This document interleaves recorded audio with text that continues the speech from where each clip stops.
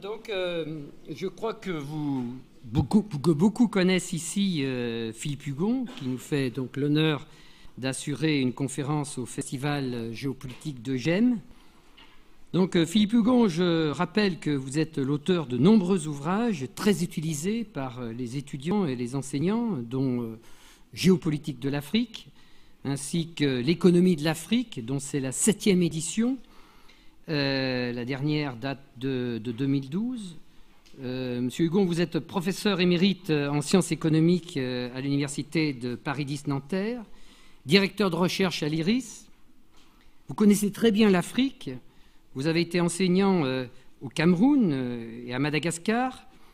Vous êtes professeur invité dans de nombreuses universités africaines, consultant pour de nombreux organismes internationaux sur l'Afrique, dont évidemment la Banque mondiale, le Bureau international du travail, la Commission européenne, directeur scientifique de la revue Tiers-Monde, expert auprès des radios de service public, et on vous entend souvent à la radio. Récemment, je vous ai entendu sur France Inter concernant les attentats en Côte d'Ivoire. Vous avez d'ailleurs écrit un article dans Le Monde Diplo très récent sur ces questions. Et on vous entend souvent aussi à France Culture, l'émission, par exemple, Culture Monde.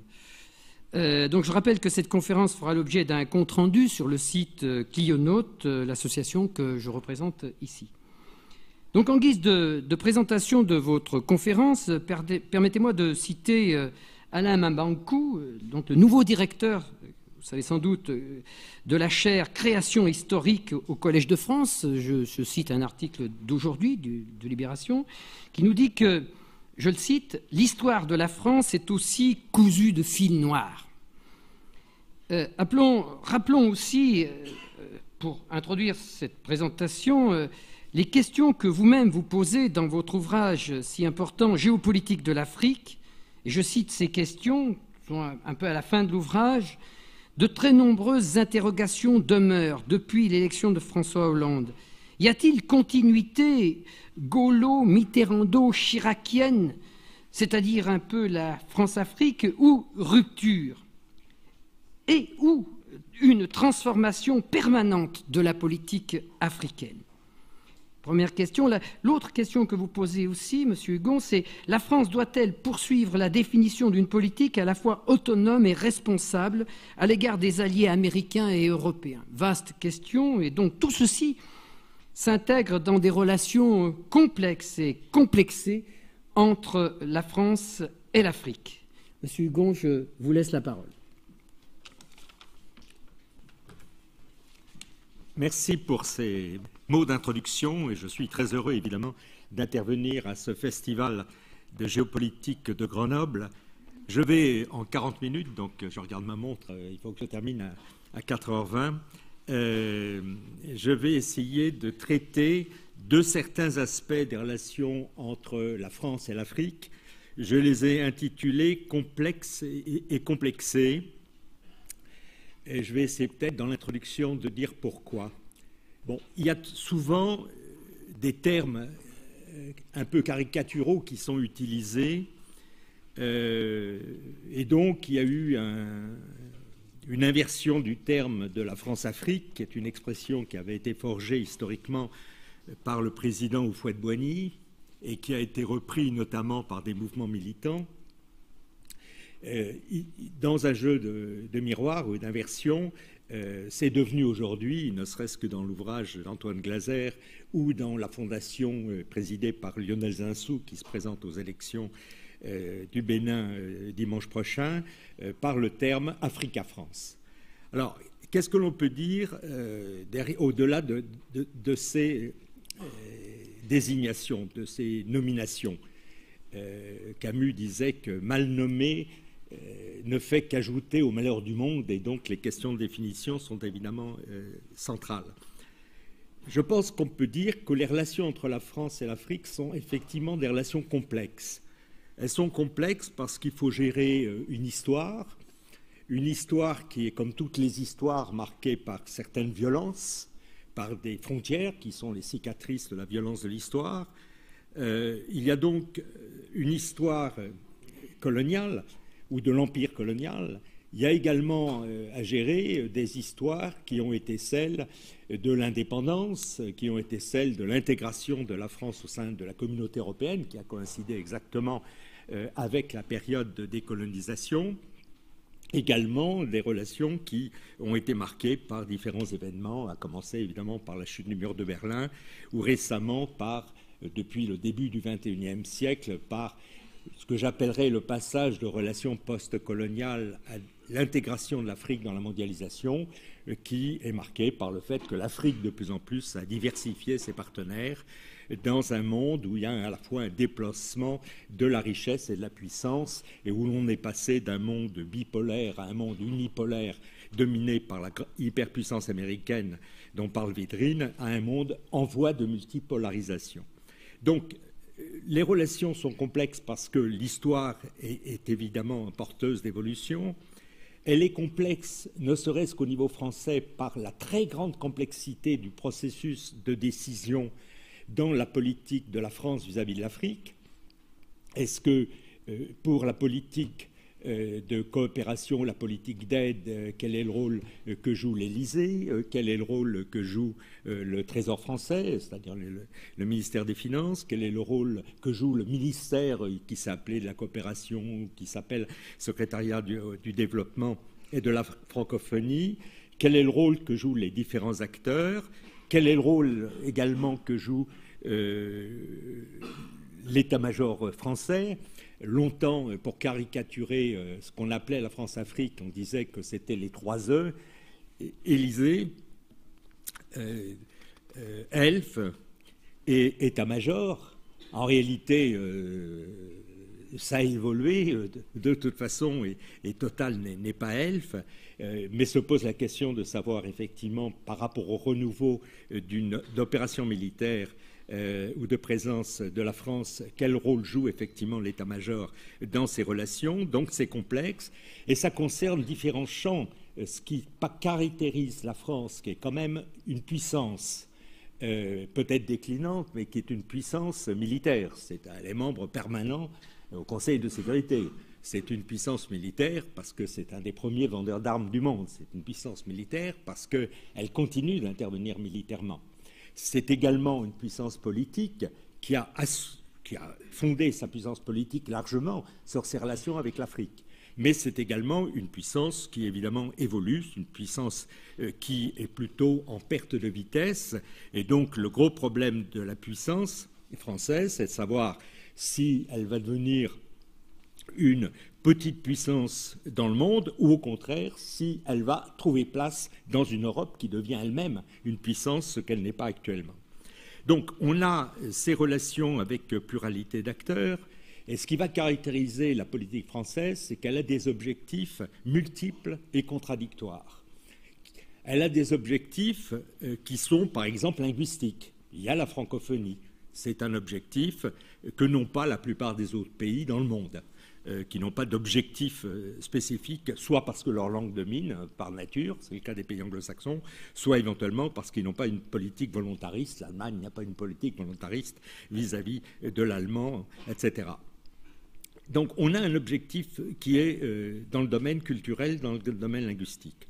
On a un objectif qui est dans le domaine monétaire. On a une exception sur laquelle je reviendrai, c'est que la France a maintenu, à la différence des autres pays colonisateurs, une zone historique qui s'appelle la zone franc, alors que la zone sterling disparaissait, que la zone escudo disparaissait, et que l'on passait à un autre système de monnaie de réserve internationale. Il y a la zone franc qui est une spécificité de la France. Il y a également des objectifs dans le champ humanitaire, évidemment, mais il n'y a pas que la France. La France n'est pas aussi importante peut-être dans ce domaine que les États-Unis ou que la Grande-Bretagne, mais il y a évidemment le rôle que jouent les organisations de solidarité internationale, les ONG. Il y a évidemment des objectifs économiques. La France, longtemps, a eu des marchés protégés en Afrique. Ce n'est plus le cas. La France est devenue un partenaire relativement en voie de déclin relatif quant au marché ou quant au financement par rapport à l'Afrique, mais il y a encore des intérêts évidemment économiques qui existent.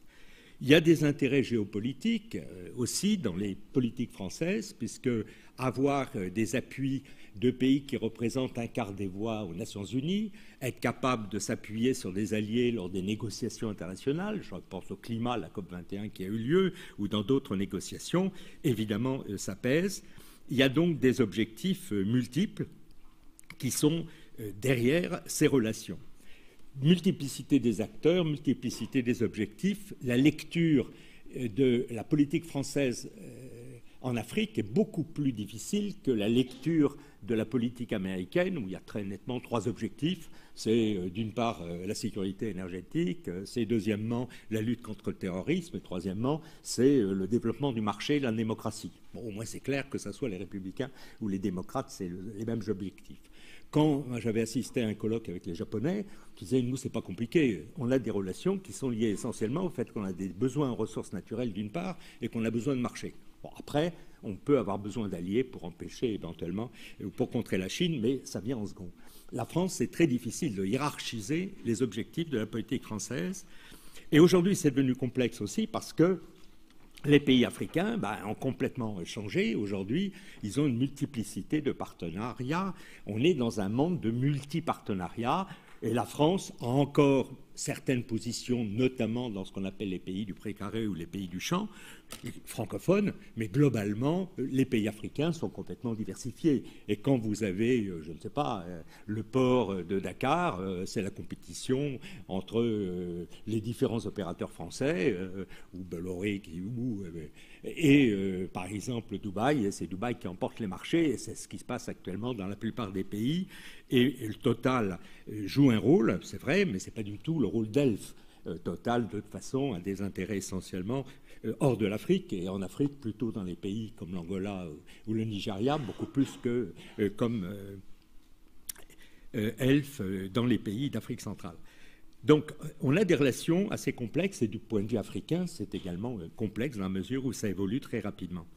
Et complexé, je pense que c'est quelque chose de peut-être plus important, c'est que le devoir de mémoire, le travail d'histoire, la réflexion de regard croisé sur les violences de l'histoire n'ont pas été véritablement réalisés et que très souvent la perception qu'on a de l'Afrique, soit elle rentre dans le champ politique, et les politiques disent qu'il faut dire que la colonisation est un bien ou un mal, ce qui n'est pas leur objet, ce sont les historiens qui peuvent avoir ce travail de mémoire, et on a quand même de plus en plus, je dirais, des représentations qui sont très largement caricaturées. Aujourd'hui, ce qui domine très nettement, c'est d'un côté un discours des entreprises, des financiers, des économistes qui disent l'Afrique c'est la nouvelle frontière du monde, c'est le devenir, c'est le nouvel Eldorado, c'est la nouvelle Chine qui est en train de se reconstituer. Pourquoi? Parce qu'il y a des hommes en quantité, parce qu'il y a des ressources naturelles, parce qu'il y a les révolutions technologiques qu'on peut maîtriser. Donc on a ce discours. Et puis en même temps, on regarde la télévision et on a exactement à la télévision ce que Malthus disait sur l'Afrique au XVIIIe siècle. L'Afrique, c'est quoi? C'est les 3 parcs mortels, les guerres, les épidémies, les famines. Et donc, plusieurs siècles après, on a la même représentation qui est très anxiogène.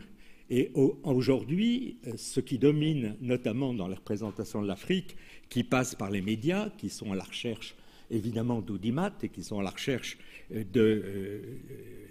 en concurrence pour pouvoir capter des auditeurs ou des téléspectateurs, c'est une vision qui est toujours négative. On ne parle pratiquement qu'en concurrence que des attentats qui viennent d'avoir lieu ou que de tels éléments, de telles épidémies. On parle extrêmement peu des choses qui vont, et en même temps, on généralise toujours, c'est-à-dire d'un événement localisé, on appelle ça l'Afrique. Or, ce qui apparaît évidemment, c'est que les Afriques, c'est le continent le plus contrasté du monde, à peu près dans tous les domaines, dans le domaine climatique, dans le domaine culturel, dans le domaine politique, dans le domaine démographique. Il y a une explosion démographique, mais il y a des pays en déclin démographique, etc. Donc on a une extraordinaire variété des sociétés africaines et des représentations qui sont évidemment très caricaturales. Alors, pour présenter ces relations complexes et complexées, je pense évidemment, et je le ferai très rapidement, qu'il faut une mise en perspective historique. Il faut savoir ce qui s'est passé historiquement, et il y a encore aujourd'hui, évidemment, un legs de l'histoire, qui est une histoire à la fois de l'empire colonial, et qui est un legs de la post-colonisation, de la manière dont s'est faite l'indépendance. Il y a donc toute une histoire qu'il faudrait rappeler, qui va nouer des relations fortes, soit en termes de mouvement des populations, soit en termes d'intérêt des firmes, soit en termes de transfert de fonctions régaliennes ou de rôle des fonctions régaliennes. Et la France a historiquement, à l'époque coloniale et au moment des indépendances, joué un rôle qui n'est pas du tout celui de la Grande-Bretagne, qui n'est pas celui, évidemment, du Portugal. Il y a eu des guerres de libération nationale très violentes au Portugal. La Grande-Bretagne, elle, globalement, s'est retirée.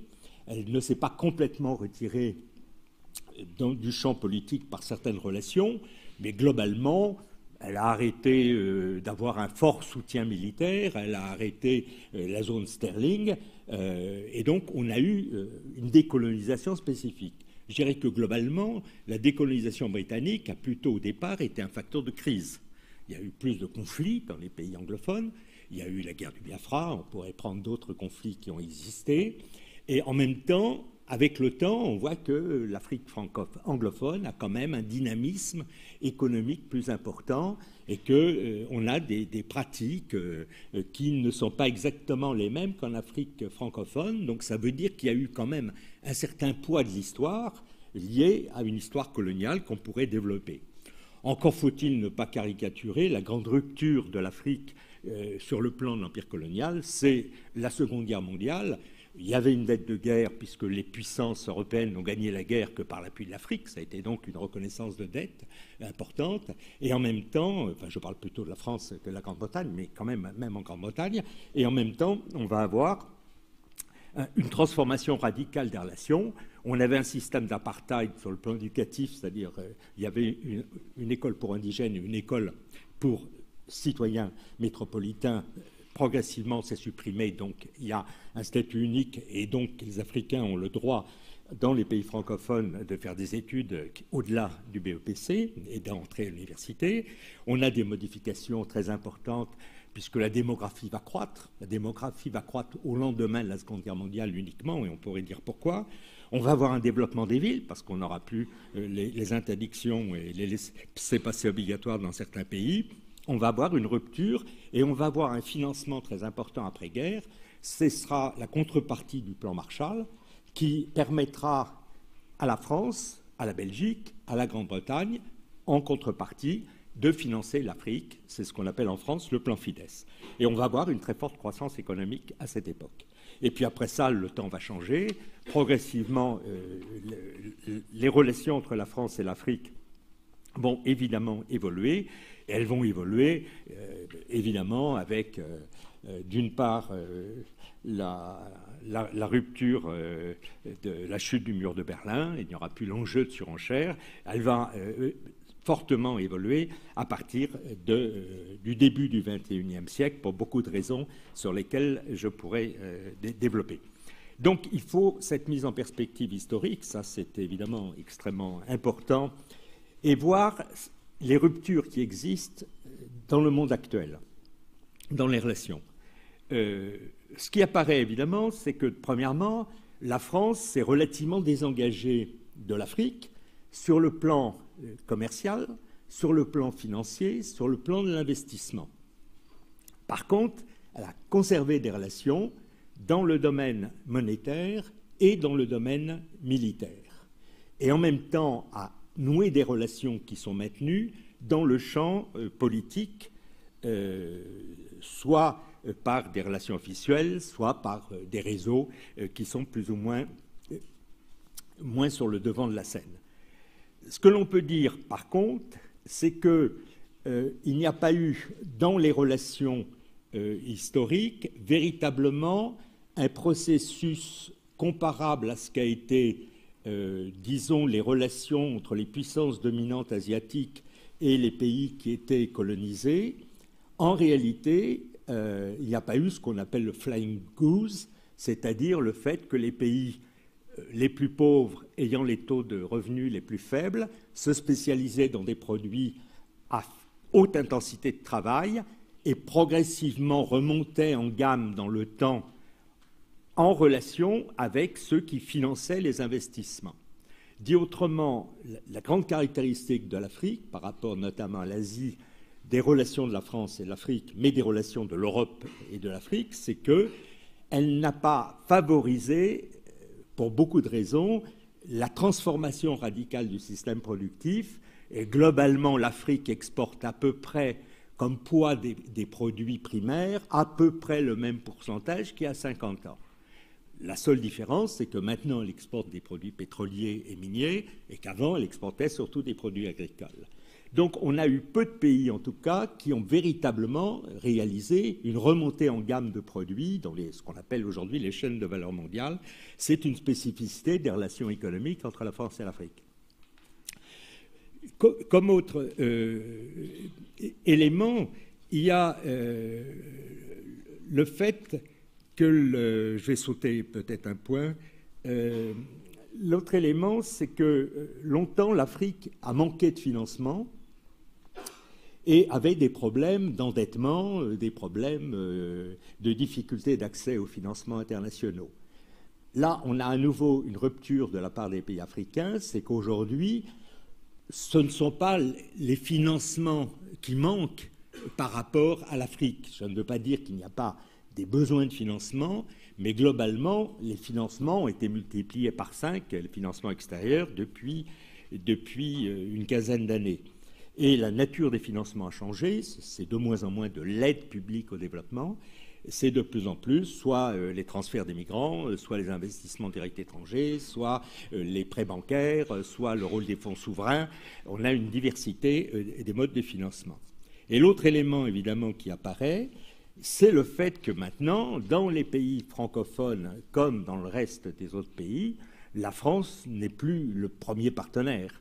Le premier partenaire en tant qu'État, c'est la Chine, mais globalement, l'Union européenne reste effectivement dominante si on prend les 28 États membres, mais le rôle des États s'est fortement affaibli par rapport aux relations économiques.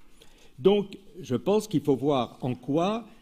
c'est pour ça que le terme de France-Afrique, à mon avis, n'est pas acceptable parce qu'il fige ou il essentialise des relations. On a des mutations historiques importantes, ce qui ne veut pas dire qu'il n'y a pas des survivances, ça ne veut pas dire qu'il n'y a pas des rémanences qui apparaissent.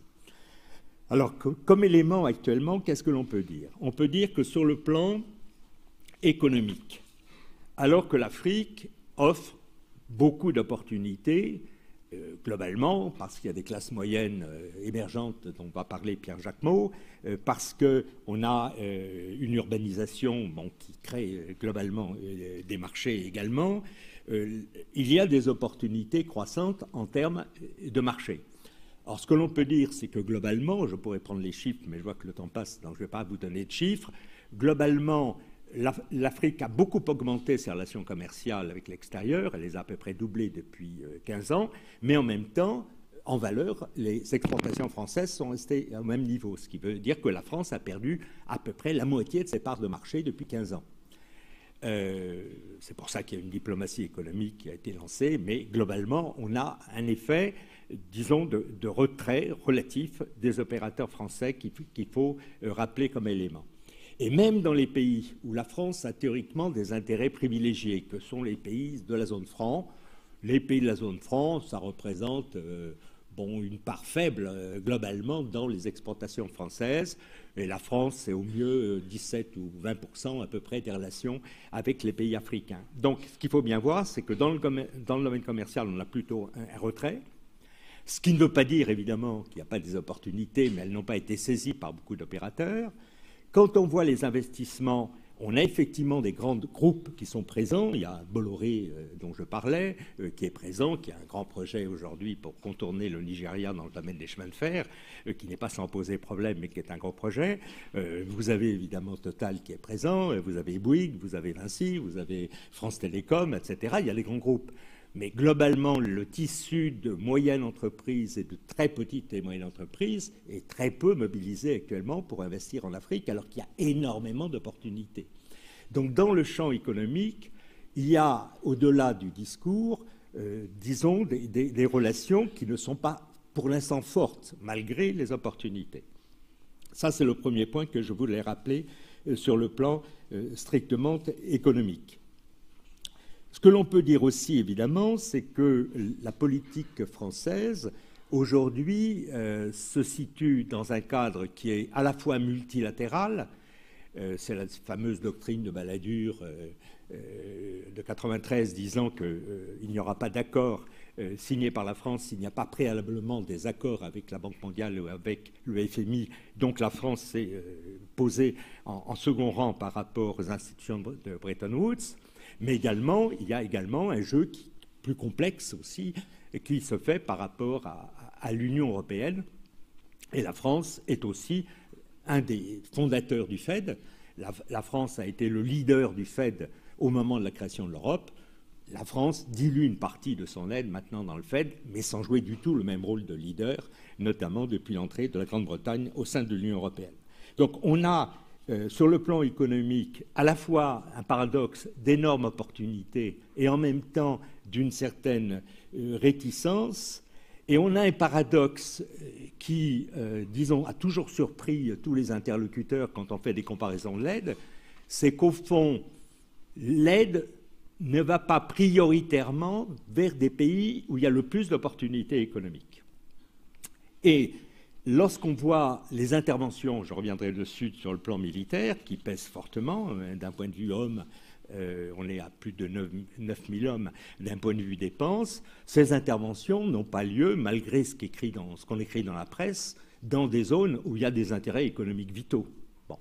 À part l'uranium du Niger et la possibilité toujours d'effets dominos qui existent effectivement, les présences de Barkhane ne se font pas dans les lieux où il y a un enjeu stratégique, au moins en termes économiques. Ce qui ne veut pas dire qu'il n'y a pas d'autres enjeux, évidemment, qui peuvent justifier la présence française. Donc on a ce paradoxe qui est lié aux objectifs multiples et en même temps au fait que lorsqu'on défend la francophonie, ce n'est pas tout à fait compatible avec le fait de défendre des marchés. Lorsqu'on défend les marchés, ce n'est pas tout à fait compatible avec le fait qu'on assure la sécurité, etc. Donc c'est la pluralité des objectifs qui se trouvent derrière. Ce que l'on peut dire, c'est qu'il y a peut-être deux exceptions également sur lesquelles on peut revenir, qui sont l'exception monétaire et qui sont l'exception militaire. Bon, il se trouve que sur le plan monétaire, il y a le maintien de la zone franc. La zone franc elle-même a considérablement évolué. On ne peut pas avoir une vision essentialiste de la zone franc. Ça a constamment évolué historiquement. Je ne vais pas faire l'histoire de la zone franc. Mais on a aujourd'hui effectivement une zone monétaire qui regroupe 15 États africains dans la zone Afrique centrale et dans la zone Afrique de l'Ouest. Et on a des relations qui sont des relations dites budgétaires pour qu'elles n'apparaissent pas comme dépendant essentiellement de la Banque centrale européenne, mais plutôt du Trésor français, dans lequel la France est à la fois garantit la convertibilité de la monnaie, assure la gestion globalement ou participe de la gestion du compte d'opération qui est un pool de devises. Et donc on a une monnaie qui est à la fois une monnaie dont la convertibilité est assurée par la garantie du Trésor français. On a une monnaie qui a une fixité par rapport à l'euro et une monnaie donc qui dépend essentiellement de la valeur de l'euro. Derrière, il y a un enjeu majeur, mais qui est un sujet très difficile. Je parlais du non-dit ou des mémoires enfouies au départ. C'est que c'est un sujet extrêmement difficile à aborder, tant du point de vue africain, même si certains Africains ont pris position récemment par rapport à l'évolution de la zone franc, ou du point de vue français. Il fut un temps où parler de la zone franc faisait qu'on ne pouvait plus mettre les pieds au Trésor et au ministère des Finances en France parce qu'on avait abordé un sujet tabou. On a donc cette exception. Il y a des opportunités derrière la zone franc, avoir une monnaie régionale, avoir une monnaie convertible, avoir une monnaie qui assure la confiance, avoir une monnaie qui crée de la coopération monétaire entre les pays membres, qui donc théoriquement favorise l'intégration régionale. Ce n'est pas complètement négligeable. il y a des inconvénients qu'on connaît bien, c'est une atteinte à la souveraineté monétaire, c'est une rigidité qui donne beaucoup moins de flexibilité pour répondre au choc, et puis en même temps, il est évident qu'on a de fait une surévaluation du franc CFA par rapport à un problème de compétitivité, puisque le franc CFA lui-même a été dépendant de l'euro fort pendant longtemps, même si aujourd'hui la Banque centrale européenne a une politique un peu différente par rapport à l'euro. Donc, il y a des avantages et des inconvénients. Il y a un enjeu majeur, évidemment, qui doit être traité, mais qui n'est pas traité, en tout cas dans un débat public, c'est est-ce qu'il est possible de rester sur des coopérations monétaires régionales, de créer des paniers de monnaie et pas simplement une fixité, un rattachement des paniers de monnaie. Est-ce qu'il est possible d'avoir une garantie de convertibilité assurée par une autorité et est-ce que ça doit se faire sur le plan régional ou est-ce qu'au contraire, le risque évidemment de la sortie de la zone franc, c'est de créer du nationalisme monétaire qui ne pose jamais problème lorsqu'on le gère, disons, au départ. Ça ne pose aucun problème que la Norvège émette sa propre monnaie. Ce qui est beaucoup plus compliqué, mais la France peut éventuellement connaître ce problème, c'est comment on quitte une zone ou une union monétaire et comment on passe à du nationalisme monétaire. Ça, l'histoire est beaucoup plus difficile à gérer, c'est pas réversible. On peut très bien gérer sa monnaie nationalement, mais quand on la gérée régionalement, c'est plus difficile à gérer nationalement parce qu'on a des risques évidemment de ce qu'on appelle la création monétaire, disons, et donc la possibilité de financer des déficits budgétaires par la monnaie. Donc on a la spécificité de la zone franc qui reste un élément important, et puis on a la spécificité, bien entendu, sur le plan militaire. Alors sur le plan militaire, on a un peu un paradoxe. On avait 30 000 militaires français qui étaient présents au moment des indépendances, et puis on avait un projet de désengagement. Vous aviez le livre blanc à l'époque de Sarkozy qui avait été développé, qui avait dit que progressivement la France devait se retirer militairement. Et puis sont arrivés un certain nombre d'événements, ça a été abordé ce matin, qui quand même ont quelque chose à voir avec ce qui s'est passé notamment en Libye, mais ce qui s'est passé aussi avant dans d'autres pays comme l'Irak, etc. Et on a eu un développement d'actions de différents groupes qui ont pris de l'ampleur, qui s'appellent Al-Qaïda ou AQMI, et puis qui s'appellent l'État islamique, qui sont en concurrence. Et donc, on a un nouveau monde qui est devenu en partie créateur d'insécurité, avec une vraie stratégie derrière qui consiste globalement à casser largement les relations justement entre les pays africains et les pays occidentaux. Il y a derrière une stratégie qui passe entre autres par les écoles, qui passe entre autres par le salafisme, mais plutôt le takfirisme, qui est une fraction du salafisme, et qui passe par des actions qui visent à faire peur. Et globalement, c'est réussi, puisque de quoi on parle? On parle du terrorisme. Le terrorisme, comme me disait Raymond Aron, c'est pas important en termes de dégâts matériels, c'est pas important en termes d'hommes, aussi tragique soit-il, mais c'est fondamental parce que ça crée la terreur, justement, ça crée la peur, ça crée un monde anxiogène. Et ce monde anxiogène lui-même, il est créateur de divisions à l'intérieur du lien social qui existe ou du vouloir-vivre collectif. Donc c'est une stratégie qui est menée, qui est bien connue, qui a été étudiée par Camus, qui a été étudiée par, il suffit de relire ce que disait Camus ou ce que disait Raymond Aron, à l'époque où le terrorisme était important, et ça ressurgit totalement pareillement aujourd'hui. Et tout le monde dit, comment vous allez en Afrique? Vous ne croyez pas que c'est dangereux? Alors qu'il y a eu effectivement un très grave attentat dans un endroit limité, mais dont tout le monde parle. Donc les guerres sont aujourd'hui des guerres évidemment médiatiques. Il faut savoir qu'elles passent par les questions de représentation et que le soft power est beaucoup plus important aujourd'hui que le hard power. Donc la France est engagée militairement, elle a 9000 hommes, elle a l'opération Barkhane. Elle n'a pas été capable de mettre totalement dans le coup les partenaires européens, qui ont été très réticents, pour beaucoup de raisons sur lesquelles on pourrait revenir. Elle s'est retrouvée avec des armées africaines qui ont quand même des pouvoirs relativement limités, ce qui n'est pas général, puisqu'il y a des armées qui sont capables de lutter.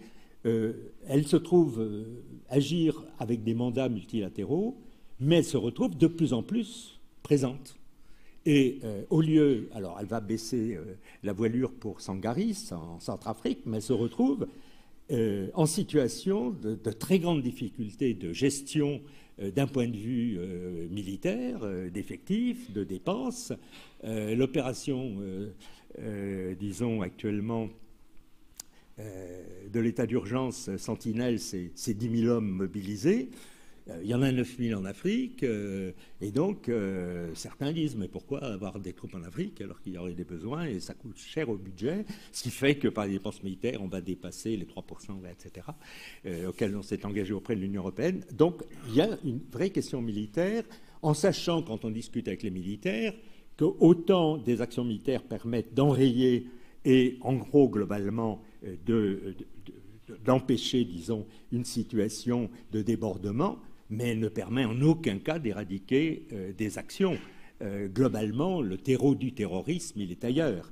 Il est dans le fait qu'il y a des zones marginalisées, le fait qu'il y a des populations qui sont laissées pour compte, il y a des jeunes qui sont désœuvrés, qui sont prêts à s'embaucher pour n'importe quelle action, qui est plus ou moins d'ailleurs souvent mafieuse et qui donne une certaine valeur à celui qui rentre. Et donc on sait très bien, l'Afghanistan l'a montré, l'histoire le montre, que les guerres asymétriques ne se gagnent pas par des actions militaires. Les actions militaires peuvent être utiles, mais ne permettent évidemment pas de gagner la guerre.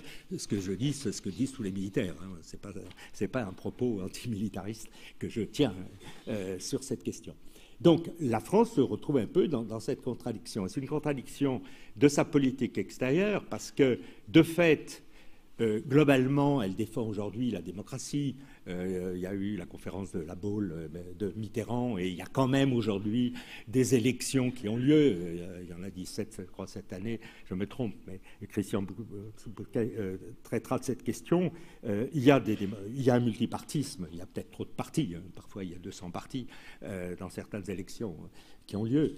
Il y a de la démocratie, mais on voit bien qu'actuellement, ce qui est en train de se faire, c'est qu'il y a un renforcement de la légitimité de pouvoirs forts, de présidents à vie qui sont capables de manipuler, non plus de faire des coups d'État, ils sont des anciens militaires qui ont revêtu l'uniforme civil, mais de manipuler la Constitution, de faire des coups d'État constitutionnels. Et au fond, la France est un peu coincée par rapport à ça, parce qu'elle a noué des relations. Si vous prenez le cas du Burkina Faso, le régiment de sécurité présidentielle de l'époque de Compaoré, qui était un peu dans les bases œuvres de Compaoré, a quand même participé un peu à l'appui des troupes françaises dans la lutte contre les mouvements djihadistes. Donc, il y a des amitiés qui ont été nouées. Donc, ça rend compliqué les relations. Et c'est vrai qu'aujourd'hui, l'état-major français joue un rôle important dans la politique française, etc. Bon, j'ai peut-être vu la question beaucoup plus du point de vue français que du point de vue africain. Je crois que ce qui apparaît, peut-être pour terminer, je crois qu'il me reste 5 minutes, je vois, donc je n'ai pas du tout programmé mon temps. Je pense qu'il y a un certain nombre de problèmes qui devraient être gérés. Sur la question de la sécurité, il est évident que la question qui se pose pour notamment l'Europe, c'est est-ce que c'est un enjeu qui concerne l'Europe ou pas? Et si c'est un enjeu européen, c'est-à-dire si on pense que les insécurités qui existent dans les zones les plus proches de l'Europe, avec tous les effets qu'on connaît éventuellement en termes de réfugiés, etc., menace l'Europe, c'est évidemment une question qui doit être gérée par l'Europe et non pas uniquement par la France. Là-dessus, c'est compliqué parce que la France a une histoire compliquée, qu'elle a des relations et qu'elle est perçue comme une puissance qui intervient en fonction en partie de ses intérêts. Et puis il y a une tradition antimilitariste allemande qui a un peu changé, etc. C'est difficile, mais c'est une question de savoir quel est le rôle globalement de la France par rapport à l'Europe et par rapport évidemment la priorité, c'est évidemment les formations africaines, les armées africaines, la coopération régionale africaine. Mais là, ça renvoie aux questions notamment du rôle de la CEDEAO ou au rôle de l'Union africaine. Il y a un deuxième point, à mon avis, qui concerne l'aide française ou les financements. Il n'y a pas de problème aujourd'hui, il y a quand même une reprise de la croissance. C'est vrai que la baisse des prix des matières premières aura des effets peut-être négatifs sur la croissance, c'est exact, on pourrait développer ce point, mais qui ne concerne pas uniquement les relations entre la France et l'Afrique, dont je n'en ai pas parlé. Donc il y a des opportunités de force de croissance. Le gros problème qu'il y a, c'est qu'il y a une Afrique utile, et les Afriques sont extraordinairement contrastées, et une Afrique qui, au fond, est beaucoup plus vulnérable. Et dans ces zones vulnérables, la part de l'aide, qui devrait compléter en tant que fonds publics les fonds privés, est très, très, très faible. Et la part de l'aide pour financer des projets de base de développement rural, qui sont les seuls créateurs d'emplois importants dans les zones rurales où, il faut le rappeler, la population va considérablement augmenter, et elle ne va pas qu'augmenter dans les villes, mais également dans les zones rurales dans le futur, l'aide est très peu présente. Donc il y a un vrai problème dans les zones vulnérables, celles qui ont la vulnérabilité du climat, celles qui ont la vulnérabilité du sol, celles qui n'ont pas enclenché leur transition démographique, les pays sahéliens, celles où l'État est dans l'incapacité d'assurer la sécurité du territoire. C'est dans ces zones où il y a effectivement une faiblesse d'opérateurs. Je dis aide, ça devrait plutôt être de la coopération, j'emploie un mot qui est évidemment encore vertical, il faut le voir beaucoup plus d'un point de vue horizontal, mais il y a un vrai problème de réorientation de l'aide, parce que la seule réponse possible, durable, à la question de la sécurité, tout le monde dit qu'il faut sécurité et développement, ça va ensemble. Encore faut-il que les conditions de développement assurant la sécurité soient réalisées. Et ça, c'est un vrai problème qui concerne la réorientation de la coopération. Dit autrement, on a un peu une politique schizophrénique. D'un côté, on fait du militaire. L'aide, d'ailleurs, ne peut pas financer les armées. Il faut savoir aussi qu'il y a un vrai problème de définition de l'aide qui ne peut pas financer notamment les soldes des militaires. Et d'un autre côté, on fait de la sécurité, puis de l'autre côté, on a des projets dits de développement. Mais en réalité, il faudrait avoir les projets de développement essentiellement dans les zones qui sont les plus liées à la question de l'insécurité. Bon, il y a évidemment un problème majeur sur la question de l'information. Il est évident que plus il y a des débats de type géopolitique de l'Afrique à Grenoble, et plus on essaye de montrer que les Afriques sont très contrastées, que les situations n'ont pas grand-chose à voir, qu'elles sont extrêmement évolutives, qu'on ne peut pas les caractériser par des noms en disant voilà, tel groupe est musulman, les ex-Séléka sont des musulmans, ou on dira qu'on a des conflits ethniques, etc.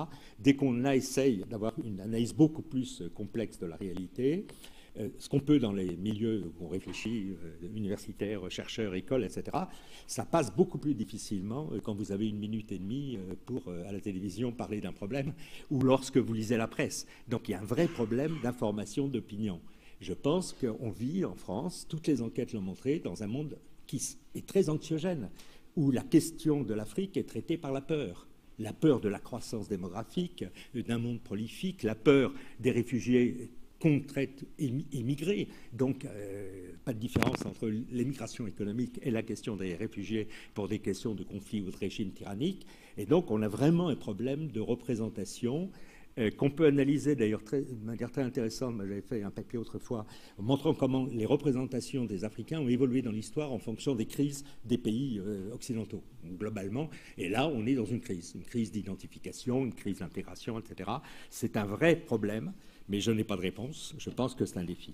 Je pense effectivement, mais M. Gégaud le disait à mon avis très bien, que soit l'Europe, et la France en particulier, aura à gérer un certain nombre de défis que l'Afrique ne pourra pas gérer toute seule, qui sont à la fois des défis environnementaux. Là, on voit, elle émet 4% de gaz à effet de serre et elle subit le plus les effets du changement climatique. C'est des effets démographiques, des différentiels démographiques entre l'Europe et l'Afrique. Il est évident, tout le monde le sait. L'Europe des 28, en gros, c'était 2 fois la population de l'Afrique au moment des indépendances. Aujourd'hui, c'est la moitié. Et d'ici 2050, ça sera un quart. Donc, on a un différentiel démographique. On a plein d'interdépendances, par contre, qui existent. Les Africains qui sont présents en France, les diasporas, les Européens ou les Français qui sont à l'étranger. Il y a énormément de réseaux d'intégration qui existent. Moi, je pense personnellement que, pour terminer sur une question géopolitique, la question, à mon avis, européenne et la question de la France, c'est soit elle subira une histoire et elle le fera sans construire véritablement un projet. Ça sera donc un projet de repli, de retrait. Et donc, l'Europe peut se décomposer, notamment à cause de l'Afrique. C'est un élément du scénario envisageable. Soit elle fait au contraire des risques et des défis, des opportunités, c'est-à-dire qu'elle crée des projets qui sont des projets communs, qui sont des possibilités pour tous les réseaux des très petites et moyennes entreprises, des petites et moyennes entreprises, d'utiliser toutes les innovations technologiques, d'utiliser toutes les nouvelles formes d'organisation sociale qui passent par de l'économie circulaire, de l'économie verte, de l'économie, peu importe, solidaire, si on veut. Il y a plein d'opportunités qui peuvent être saisies. Et à ce moment-là, l'Europe et la France en particulier sortent de leur phase dépressive pour passer à une construction d'un futur. Je pense donc qu'effectivement, comme le disait M. Gégaud, l'Euro-Afrique, si ce n'est le France-Afrique, je pensais plutôt l'Euro-Afrique, est un des projets qui construit le demain de l'Europe. Ou sinon, je pense que la France sera de toute façon une petite puissance, mais en plus, l'Europe risque d'éclater. L'Afrique, dit autrement, les relations entre la France et l'Afrique, ce n'est pas simplement un problème bilatéral, c'est fondamentalement un problème de positionnement d'espace dans le jeu géopolitique mondial. Et je pense que c'est comme ça qu'on peut essayer de réfléchir sur toutes les opportunités qui existent également dans des relations avec l'Afrique. J'ai dépassé, je m'excuse, le temps de parole.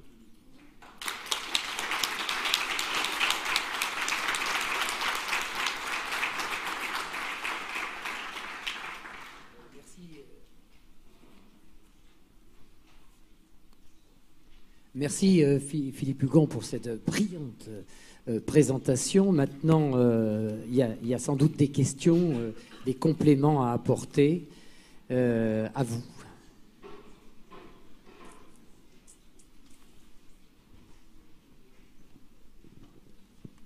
Non. Oui, parfait. Merci. Monsieur Hugon, je vous félicite pour cette brillante introduction. Je suis monsieur Camara du Sénégal, du CEDES de Dakar. J'ai juste une question. C'est sur la question donc du maintien des relations monétaires entre la France et l'Afrique, et particulièrement donc des 15 États.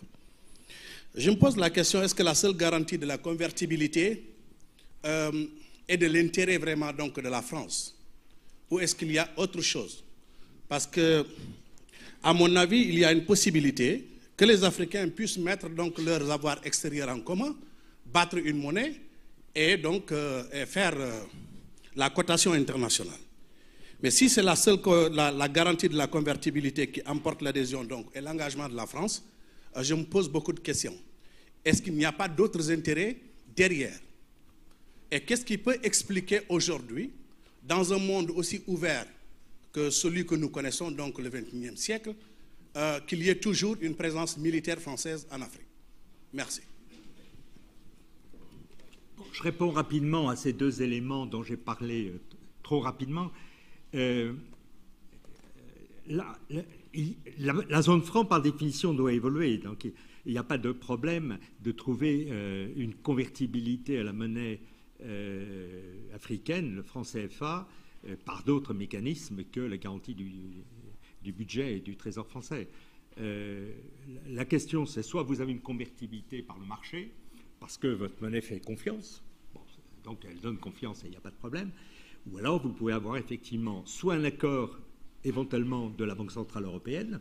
Beaucoup de pays ont signé des accords avec des banques extérieures. C'est une possibilité. Soit vous avez des mécanismes effectivement de coopération régionale qui jouent. C'est évidemment ce qui est souhaitable. Le gros problème, quand vous le voyez dans le détail, c'est que c'est facile à dire, mais la coopération régionale, si vous prenez, vous êtes sénégalais, vous êtes membre de l'UEMOA, vous faites partie de la CEDEAO, vous avez un projet qui évidemment est en partie de tension entre l'UEMOA et le Nigeria. Il y a évidemment un projet qui dit on va faire deux unions monétaires et à terme on aura deux monnaies, puis progressivement ça sera la même monnaie.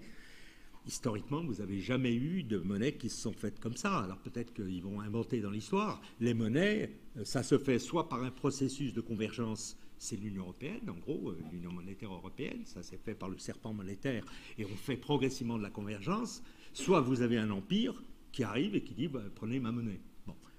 Avoir un système qui est géré par la CEDEAO et qui permet aux deux unions monétaires, dont l'une existe et l'autre n'existe pas, de converger, c'est un projet quand même très top-down, très vu d'en haut, qui, à mon avis, aura du mal à s'appliquer. Et donc, les risques qui existent aussi, donc il faut bien simplement les peser, je ne défends pas du tout les intérêts de la France ou du Trésor, c'est de voir comment on crée effectivement une coopération régionale et on évite le nationalisme monétaire. Parce que le gros problème, c'est le seigneuriage monétaire. Quand vous êtes dans une union monétaire, vous avez des règles et que vous passez à une monnaie qui est gérée par une banque centrale qui n'est pas indépendante du pouvoir politique, vous avez quand même des risques. Alors, les grands pays comme le Nigeria le géreront peut-être parce que notamment ils ont du pétrole, etc., donc il n'y a pas de problème. Mais au sein de l'UMOA ou au sein d'autres pays, ce n'est pas joué d'avance. Hein, et ça, je pourrais vous prendre toutes les expériences historiques, si vous voulez. Et quand vous avez une monnaie régionale, ce n'est pas pareil de dire j'ai une monnaie régionale, donc je passe à une monnaie nationale, que de dire j'ai une monnaie nationale, donc je fais de la coopération régionale. L'histoire, elle n'est pas réversible. Elle ne va pas dans le même sens. Mais évidemment, il faut une réforme de la zone franc. Moi, j'ai écrit un bouquin là-dessus. Je pense qu'il y a plein de réformes possibles, mais c'est un débat africain fondamentalement. De voir, je pense qu'on peut avoir des monnaies qui sont rattachées à des paniers de monnaie. On peut avoir plus de flexibilité. On peut avoir des accords du Trésor qui se retirent, notamment de la décision des banques centrales. Il y a des réformes tout à fait possibles. C'est tout à fait possible. Alors, sur le plan militaire, si vous voulez, je pense que c'est effectivement un dilemme. Le grand dilemme vécu par la France par rapport à l'Afrique, c'est soit elle intervient, et dans ce cas-là, c'est l'ingérence, soit elle n'intervient pas, c'est l'indifférence. Il se trouve que vous pouvez dire que les pouvoirs politiques ne sont pas légitimes. Vous avez tout à fait le droit de dire qu'ils ne représentent pas les souhaits des populations. Mais les interventions, je vous assure, ont été faites à la demande quand même des États, et ce n'était pas du tout ce qui était programmé, en tout cas, par la France. L'intervention au Mali, elle avait peut-être été anticipée par les militaires, mais ça a été une opération d'urgence qui s'est faite extrêmement rapidement. Donc, évidemment, ce n'est pas à l'ancienne puissance coloniale d'être le gendarme aujourd'hui. Évidemment, tout le monde est d'accord. 60 ans après les indépendances, ou 50 ans, un peu plus de 50 ans, pas loin de 60 ans, c'est pas à l'ancienne puissance coloniale d'être l'État gendarme. Ça, tout le monde est d'accord. Il n'y a pas de débat. Mais le problème, c'est qu'est-ce qui est fait? Alors, est-ce que ce sont des services de sécurité nationaux qui existent? Il faut bien comprendre une chose qui est spécifique dans les relations entre la France et l'Afrique, sur le plan militaire, c'est qu'au fond, au moment des indépendances, il y a eu la volonté que les fonctions régaliennes militaires soient assurées par la France. Houphouët-Boigny, qui est le fondateur du terme France-Afrique, qu'est-ce qu'il a dit? Moi, je préfère des écoles plutôt qu'avoir des dépenses militaires. Et en plus, je ne tiens pas à avoir des militaires qui vont faire un coup d'État et qui vont me retirer du pouvoir. Qu'est-ce que je fais? Je demande à la France d'avoir une fonction régalienne aux dépens de mon armée. Donc, il a fait le choix de ne pas avoir d'armée, ou d'avoir une armée faible. Enfin, je simplifie, hein. Je caricature, moi aussi, mais je vais vite. Et il est évident que l'absence de formation d'une armée, historiquement, va peser négativement. Quand vous regardez ce que sont un certain nombre d'armées, soit de pays qui ont fait la guerre, fortement, comme l'Éthiopie, comme l'Angola, soit de pays où les armées étrangères se sont retirées et où il y a eu une formation et en même temps une prise de conscience de leurs responsabilités, le Ghana, le Kenya ou d'autres pays, vous voyez qu'on n'est pas dans la même configuration que dans les pays francophones. Si vous prenez la Centrafrique, il n'y a pas d'armée en Centrafrique, il faut être sérieux. Il y avait une armée ethnicisée qui était proche du président et puis des mercenaires qui assuraient la sécurité du président. Mais les FACA étaient une pseudo-armée. Bon. Donc, ce n'est pas si facile de répondre à votre question. Évidemment, théoriquement, il n'y a pas de problème. Il ne faut pas que la France soit présente. Ça, je suis d'accord avec vous quant au principe. Après, bon, je ne sais pas quelle réponse. Hein, je suis pas... Enfin, je n'ai pas de réponse à donner. Enfin, j'essaye de présenter les ambiguïtés, la complexité dans laquelle se trouve. Et effectivement, de la complexité, il y a un peu quelque chose qui est complexé, parce qu'avoir une fonction régalienne assurée par une puissance étrangère, très vite, ça peut devenir une force d'occupation. Ça, tout le monde le sait. Peut-être une dernière question.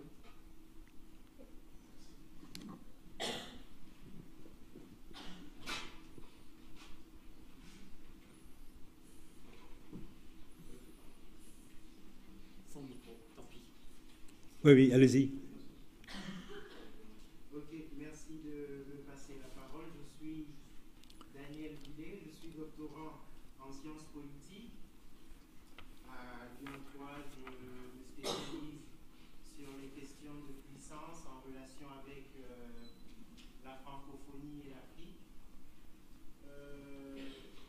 M'intéressant aux questions de puissance, j'ai constaté que tous les acteurs, je vais dire la plupart des acteurs, sinon tous les acteurs qui ont acquis une position dominante ou un point géopolitique éminent sur la scène internationale, sont des acteurs qui contrôlent leur instrument monétaire, qui ont leur monnaie, que ce soit les États-Unis, la Chine, le Brésil, la Russie, la France, le Japon, tous ces acteurs contrôlent leur monnaie. Alors, à l'heure où nous pensons et problématisons les dynamiques africaines, c'est-à-dire la réalité d'une Afrique qui avance, qui bouge, qui veut maîtriser son destin sur la scène internationale, et de cette Afrique qui veut émerger, c'est-à-dire qui veut gravir les échelons de la puissance, est-ce qu'il est crédible de penser une émergence africaine ou bien des émergences africaines dans le cadre d'une Afrique qui ne maîtrise pas sa monnaie, qui n'a pas sa monnaie? Est-ce que le discours sur l'émergence africaine est crédible tant que, par exemple, l'Afrique reste dans le cadre d'une monnaie qui est garantie par le Trésor français? En tant que spécialiste, est-ce que vous pensez que le discours reste autant... Est-ce que c'est possible? Voilà.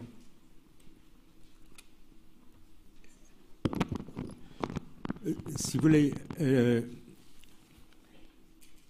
il y a deux possibilités pour être une puissance. Soit vous l'êtes d'un point de vue national, et vous l'êtes par ce qu'on appelle le hard power, soit vous êtes un petit pays et vous avez d'autres modes d'action, par de l'influence, par du soft power, par la culture, par la religion ou par d'autres moyens. Donc sur le plan monétaire, il n'y a pas de réponse générale. On peut être une puissance dominante en tant qu'État et nation, cas des États-Unis que vous avez cités, cas du Brésil, cas de la Chine, cas de l'Inde, etc. On peut l'être avec une monnaie, et puis on peut très bien avoir un autre système de puissance. Un petit pays ne peut pas être dans la même configuration. Donc à ce moment-là, il faut savoir si le petit pays, si vous êtes le Qatar, est-ce que c'est la monnaie qatari qui est importante pour exercer votre influence? Le Qatar a 50 milliards de dollars de sommes affectées uniquement à du soft power, par le football, par la chaîne de télévision Al Jazeera, par éventuellement les organes qataris, les ONG, etc. Donc, je n'ai pas une réponse sur la question de la puissance et de la monnaie. Effectivement, une grande puissance, elle impose sa monnaie. La puissance américaine joue énormément de sa monnaie, c'est évident. Si la BNP a payé 10 milliards d'amendes, c'est parce qu'ils ont utilisé le dollar et que par le dollar, ils peuvent avoir un moyen d'action sur la BNP. Bon. Mais est-ce que c'est vrai pour tous les petits pays? Alors, si vous êtes en Afrique, il y a quand même quelques puissances africaines, et les puissances africaines ont leur monnaie. Le rand est une vraie monnaie, et l'Afrique du Sud est quand même la première puissance, même économique, parce que le PIB qui a été calculé pour le Nigeria, c'est un autre débat. Il faudrait revenir sur la manière dont il a été calculé et ce que ça représente. Mais quand vous regardez le travail de ACT, par exemple, un groupe qui est ghanéen, il voit bien que c'est quand même le Nigeria qui domine l'économie africaine et pas le Nigeria. Le Nigeria a aussi une monnaie, le Naira. Et donc, on peut avoir des monnaies nationales qui, effectivement, sont le fait de puissance. L'Éthiopie est une puissance aussi, et elle a sa monnaie. Le problème qui se pose, c'est pour les pays de la zone franc.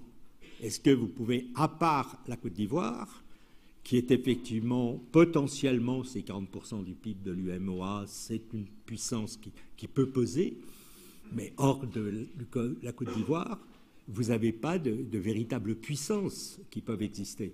Donc, la question qui se pose, mais c'est la même question qu'à la France, c'est est-ce que ce sont des nations qui ont une monnaie, mais qui n'est pas une monnaie forte et qui n'est pas une monnaie qui sert la puissance, ou est-ce qu'éventuellement on est membre d'une puissance régionale? Et c'est le débat des monnaies régionales. Est-ce que l'UMOA ou les pays de l'UMOA sont regroupés à 8, une puissance supérieure que chaque ayant sa propre monnaie?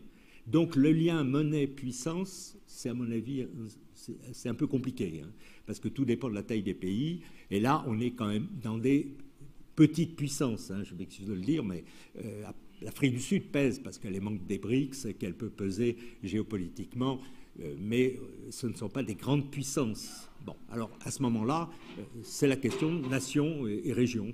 Donc c'est un choix, hein, on peut avoir les deux, mais je ne crois pas qu'on puisse être une grande puissance en ayant une monnaie nationale quand on est un tout petit pays, parce que la monnaie nationale, qui va en vouloir? Ce que font les pays qui ont une monnaie nationale, c'est qu'en fait, ils signent des accords bilatéraux. Ce que fait, je ne sais pas, Mugabe, par exemple, il signe un accord avec la Chine pour que le yuan soit une des monnaies qui circulent dans les relations bilatérales avec la Chine. Oui, ça, on peut jouer sur ce type de relation. Mais je ne crois pas, moi, à une monnaie nationale, en tout cas, de grande puissance africaine, sauf les 2 ou 3 puissances que j'ai citées, l'Afrique du Sud, le Nigeria et l'Éthiopie. Je ne vais pas parler des pays d'Afrique du Nord. Merci, Philippe Hugon. Donc c'est plutôt la monnaie qui vous intéressait. On est obligé, hélas, d'arrêter cette présentation. Voilà.